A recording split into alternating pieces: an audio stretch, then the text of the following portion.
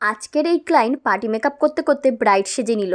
কি তার কারণ চলো বলি। এই যে আজকে যেই দিদিকে দেখছো, এই দিদিকে তোমরা এর আগেও আমার কাছে সাজতে দেখেছিলে। তবে সেদিন অদিতি দাদির একটা সিম্পল পার্টি লুকের বুকিং ছিল। সেদিনের সাজটা পছন্দ হয় তখনই দিদি আমায় বলে রেখেছিল আমার দাদার বিয়ে ফিক্সড হলে আমি তোমায় বুকিং করব। তারপর তার দাদার বিয়ে ফিক্সড হওয়ার পর সে আমার 20 ফেব্রুয়ারির জন্য বুকিং করে। সেদিন যেমন দিদির একটা সিম্পল পার্টি লুকের বুকিং ছিল, আজকে কিন্তু দিদি একটা এইচডি সেমি ব্রাইডাল লুকের বুকিং নিয়েছিল। একটা ব্রাইডকে রেডি করতে ঠিক যতটা সময় লাগে এবং যা যা প্রোডাক্ট লাগে সবটুকুই লেগেছিল। এবং তার সাথে দিদির কিছু অসাধারণ জুয়েলারি কালেকশানে লুকটা যেন পরিপূর্ণ হয়ে ওঠে। দেখো প্রতিটা জুয়েলারি কালেকশানই খুবই সুন্দর। স্পেশালি তার দাদার বিয়ে উপলক্ষেই সে সমস্ত কিছু কিনেছিল। চলো তার বাড়ির লোকের একটা ছোট্ট রিভিউ তোমাদেরকে শোনাই। বলো কেমন লাগছে?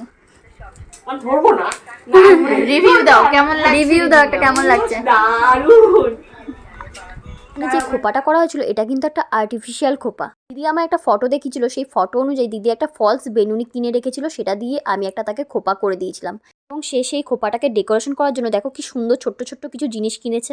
সেদিন কিন্তু শুধু দিদি নয়, দিদির সাথে দিদির মাও আমার কাছে সেজেছিল। এটা ছিল দিদির ফাইনাল লুক। তোমরা ওভারঅল লুকটা দিদির কেমন লাগলো অবশ্যই কিন্তু আমায় কমেন্ট করে জানিও। আর তোমরাও যদি এরকম সুন্দর সুন্দর লুক পেতে চাও আমার কাছে, অবশ্যই আমার সাথে কন্ট্যাক্ট করো।